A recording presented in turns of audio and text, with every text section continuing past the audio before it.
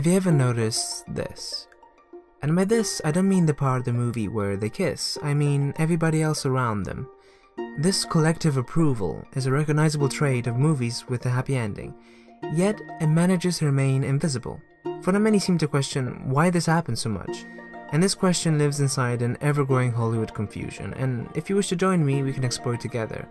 We'll be looking at many films, so there might be spoilers for you. Because my question is, what social embarrassment is hidden behind the persistent Hollywood ending wherein the protagonist displays their emotions to the public? Or simply, why do they clap? It was James McDowell who took on the task of exploring the happy ending in depth. Throughout the history of American mainstream cinema, he has thoroughly investigated this convention and progressed to determine one of its specific features, the union of the romantic couple. What I wish to add is that perhaps the happy ending might also exist as something inseparably connected to society or morality. In today's trends, I've noticed how it seems necessary for each individual film to assert itself, to be accepted, whereas before there was the social, cultural, and historical context that did so automatically. If you look carefully, actions and situations within a film, such as clapping at a couple's reunion, serve as a prejudgment, leaving them with an influenced appreciation of the event. But it wasn't always like this. Back in the day, romance and comedy were separate.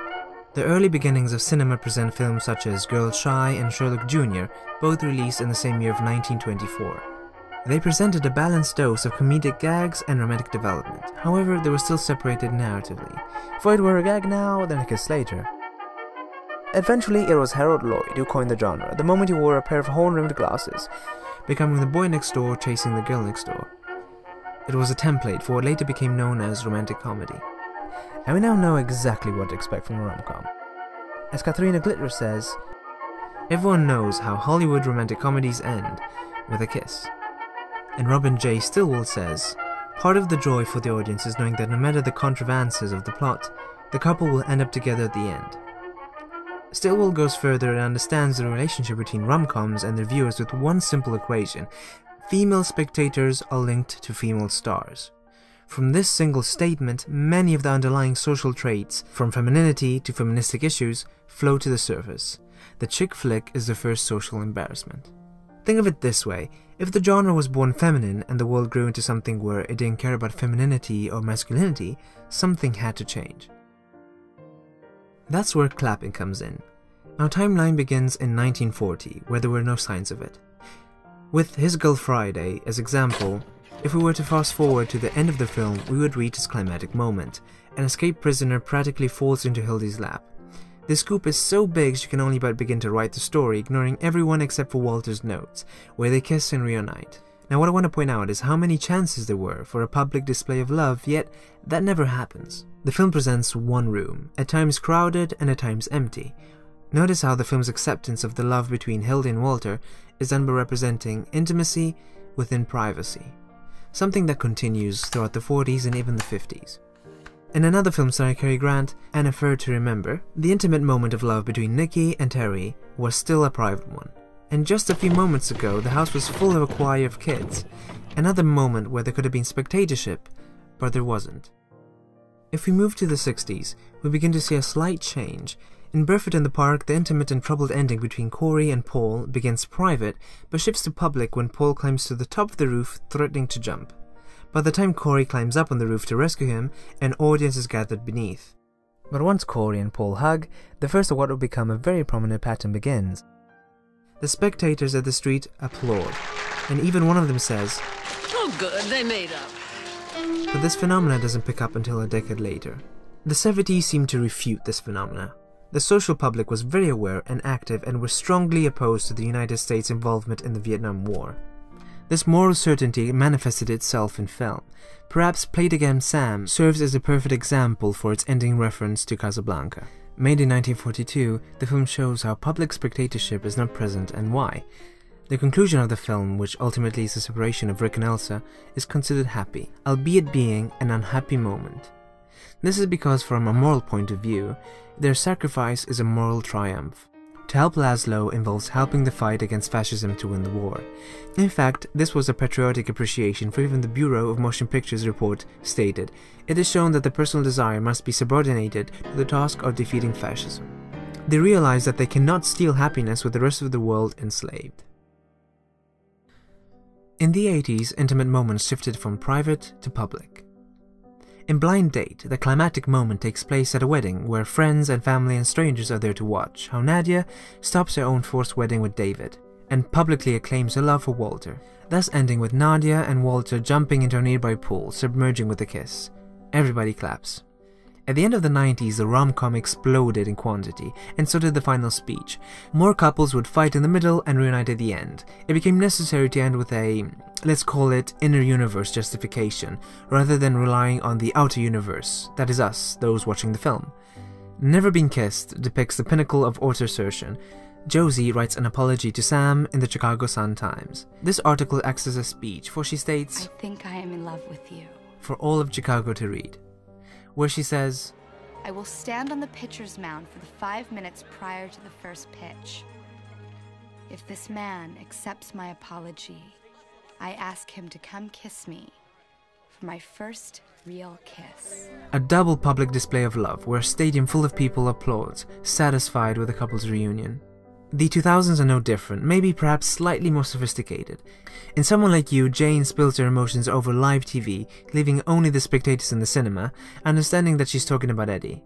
Nonetheless, the audience in the film claps in approval, about a love they don't even know about. In Crazy Stupid Love, there are many love plots, but when a 13-year-old Robbie Weaver makes a depressing speech about love after being heartbroken, his father Cal Weaver steps in and makes an uplifting speech about undying love, ending with Robbie shouting into the microphone, "I still love you, Jessica." resulting in, of course, an applause. And I love you, Emily. However, this phenomena isn't absolute. It only happens when the film possesses some sort of insecurity about the love relationship that is unfolding. Therefore, another way to demonstrate a pattern is to show where it doesn't exist.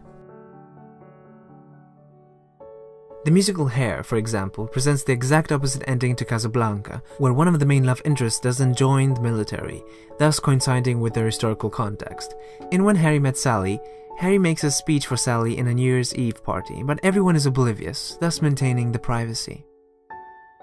Similarly to what Jordan says to Nick about Gatsby's parties. And I like large parties, they're so intimate. Small parties, there isn't any privacy. In Clueless, even with the title that explains how the protagonists are insecure, the intimate decision occurs inside a large, empty mansion. In Ted, the moment where John and Laurie reunite over Ted's dramatic death, the reconciliation happens in a vast and empty football stadium. A stadium that was full of life and Never Been Kissed is empty in Ted. Because the film is content with all the swearing, vulgarity and confusion of the present world, and thus needs no ulterior confirmation of the unusual love that is between John and Laurie. Oh, God. Oh, what? Oh, this is so gross. Don't tell me, I don't want to hear about it. Oh, my God. No, I didn't get it. Another example of a film that is comfortable in their time is In Your Eyes. The pretext of the film is that two people are connected mystically and discover that they are able to see through each other's eyes, even though they are 3,104 kilometers apart. These intimate moments between them seem strange for an outsider's perspective, because it looks like Rebecca and Dylan are talking to themselves all the time. But whilst they may seem alone, they're together. This film looks just like an online relationship. As written in The Guardian, it is as if they were a couple perfect for each other, save that they have never met. In the age of the smartphone, the near constant banter Rebecca and Dylan keep up will make perfect sense to a generation weaned on the 24-hour connectivity of texting, sexting and so on.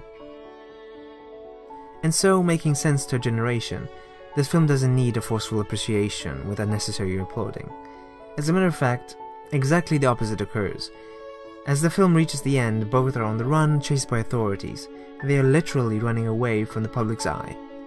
The reunion happens when they manage to get on a train into a noticeably empty compartment.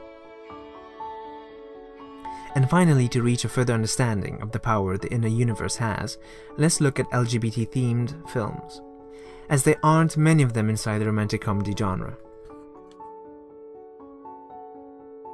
One of the first films portraying a same-sex relationship was Different from the Others. Of course, that film had a tragic ending, with the protagonist shunned by friends and strangers alike. The protagonist commits suicide.